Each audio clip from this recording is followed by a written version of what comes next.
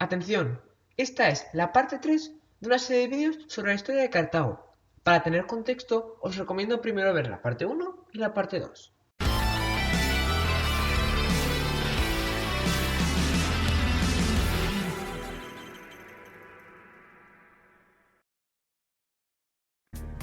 Lo dejamos en que Aníbal había atacado Sagunto y Roma, en consecuencia, le había declarado la guerra. Aníbal no podía llevar su ejército por mar hacia Italia, porque los romanos lo interceptarían, así que ideó un ingenioso plan. Se fue con su ejército hacia el norte, pasando por la Galia Narbonense y los Alpes, donde murieron casi todos los elefantes, hasta situarse en la retaguardia romana. Los romanos le atacaron, pero Aníbal era un genio de la talla de Napoleón y Alejandro Magno, así que derrotó a los romanos en la batalla del Trebia. Luego los derrotó en la batalla del lago Trasimeno, y un año después en la batalla de Canas, una de las mayores derrotas romanas, en las que cayeron 70.000 romanos y solo 6.000 cartagineses. Aníbal había conseguido machacar a los invencibles romanos 3 veces. Los romanos estaban sin ejércitos. Entonces, ¿por qué Aníbal no atacó Roma, dando así la estocada final a sus enemigos? En retrospectiva, parece que lo tenía todo a favor. Era una vía rápida y efectiva para terminar con la guerra. Pues la respuesta es que no se sabe. Puede ser porque no tenía armas de asedio, o porque quería aislar a Roma. Es el mayor misterio de la Segunda Guerra Púnica. Después, Aníbal intentó ganarse a los italianos. Me explico. Al principio, Roma solo era una ciudad. Se expandió y se expandió hasta absorber a todos los pueblos de Italia. Aníbal intentó que esos pueblos, como los samitas o las ciudades griegas del sur, se rebelaran contra Roma con la ayuda de Cartago. Pero no triunfó mucho. La mayoría de italianos se mantuvieron fieles a Roma. Aunque consiguió apoyos de las ciudades griegas conquistadas por Roma, se rebelaron Siracusa, la ciudad que había sido enemiga durante tanto tiempo en las guerras sicilianas, Tarento y Capua y algunas más. Aníbal ni atacó a Roma ni se fue, se quedó en Italia. Los romanos recuperaron la sensatez y actuaron con precaución. No atacaron directamente a Aníbal, sabía que los iba a derrotar. Utilizaron vías indirectas. Enviaron a un tal Escipión a Iberia para que atacara a las colonias cartaginesas allí. Escipión también era un genio militar, como Aníbal, y utilizó la misma táctica que este: aliarse con los nativos. Para controlar toda Iberia, Aníbal se había aliado con muchas tribus locales, pues Escipión las convenció para que se cambiaran de bando. Después atacó a Asdrúbal, el hermano de Aníbal que comandaba las tropas en la península, y lo derrotó. Asdrúbal, viendo que Iberia estaba perdida, cogió lo que le quedaba de ejército y se fue. Pasó por la Galia Narbonense y por los Alpes, siguiendo la misma ruta que su hermano. Cuando llegó al norte de Italia, le envió una carta a Aníbal donde le decía el lugar en el que se tenían que reunir para sumar sus fuerzas. El problema fue que esta carta llegó a manos de los romanos. Emboscaron a Asdrúbal y machacaron a su ejército en la batalla del Metauro, matando a Asdrúbal. Pero aunque Aníbal ya no tenía ni Hispania ni a su hermano, prácticamente continuaba invicto. Los romanos no podían contra él. Escipión, después de conquistar toda Hispania, se fue para África.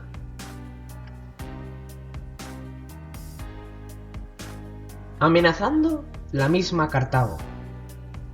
Los cartagineses montaron un ejército, pero fueron derrotados. Así que Aníbal tuvo que volver de Italia para defender su ciudad natal. Los dos genios militares de esta guerra, Aníbal y Escipión, se enfrentaron cara a cara en la famosa batalla de Zama, en la que Aníbal fue derrotado. Cartago había perdido la guerra, ya no se podía hacer nada. Aníbal, en vez de suicidarse o exiliarse, mantuvo el temple y se quedó. Continuó al frente del gobierno y aceptó las condiciones impuestas por los romanos. Cartago perdería todos sus territorios. Quedaría reducida a los alrededores de la propia Cartago.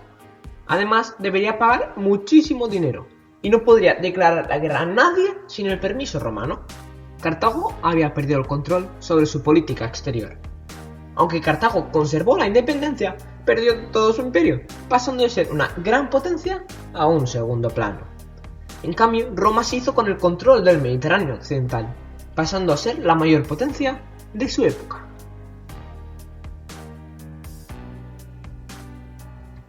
La Segunda Guerra Púnica fue una guerra muy especial. Guarda un gran parecido con la Segunda Guerra Mundial. En la Primera Guerra Mundial, Alemania fue derrotada y le quitaron sus colonias, igual que Cartago en la Primera Guerra Púnica. Los alemanes se enfadaron mucho por las exageradas condiciones de paz y llegó al poder un carismático líder, Hitler. Pasa lo mismo con los cartagineses, pero en vez de Hitler es Aníbal. Hitler busca expandir Alemania por otros sitios, anexándose Austria y Checoslovaquia. Aníbal se expande por Iberia. Hitler ataca el corredor de Danzig, una franja polaca insertada en territorio alemán.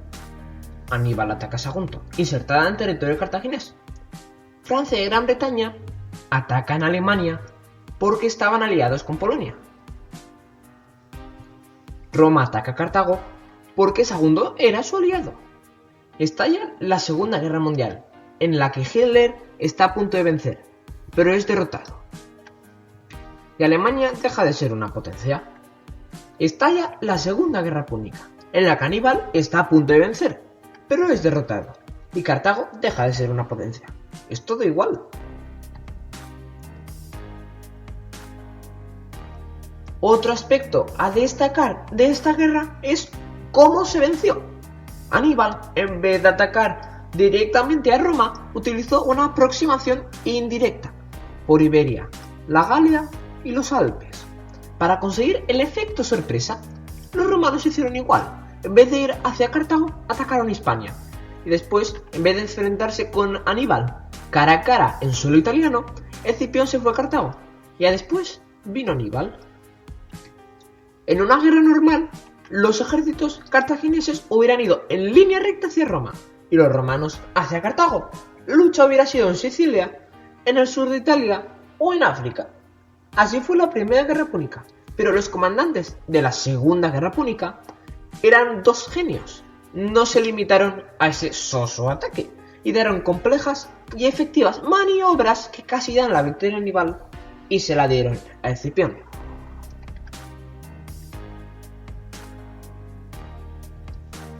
Después de la guerra, Aníbal continuó con el poder en Cartago. Se dedicó a reconstruirla y a conseguir el dinero para pagar las indemnizaciones a Roma. Para ello, creó impuestos para los oligarcas. Pero llevarse mal con los ricos es muy peligroso. Los ricos hicieron un llamamiento a los romanos. Estos vieron la nueva prosperidad de Cartago solo unos pocos años después de perder la guerra y se cagaron de miedo. Aníbal había dirigido tan bien Cartago que volvía a ser próspera. Preocupados, exigieron la entrega de Aníbal. Él decidió exiliarse y no volvió a pisar Cartago. Numidia era un reino del norte de África, que estaba aliado con Cartago, pero que se había cambiado de bando. Ahora estaba con los romanos. Después de la guerra, se dedicó a atacar el territorio cartaginés con incursiones periódicas. Pero no se podía hacer nada. Los cartagineses no podían defenderse ni declarar la guerra sin el beneplácito romano, y los romanos querían ayudar a su nuevo aliado. Así pasaron 50 años, hasta que Cartago pagó todas las indemnizaciones, es decir, todo el dinero. Ya no debía nada a los romanos. Dijo que ya era libre, que ya no estaba sujeta al tratado. Así que los cartagineses se defendieron de la siguiente incursión. Fueron derrotados. Su ejército estaba muy débil. Pero los romanos vieron esto como el resurgir del militarismo cartaginés, el peor de sus enemigos. Decidieron atacar Cartago de manera preventiva. Más vale prevenir que curar. Asediaron la ciudad, que resistió 2 años, pero finalmente cayó. Los romanos, hartos de este enemigo tan duro de pelar, saquearon y destruyeron Cartago hasta los cimientos, esclavizando a su población. La ciudad quedó deshabitada. Todo el territorio de la antigua Cartago pasó a formar la provincia romana de África.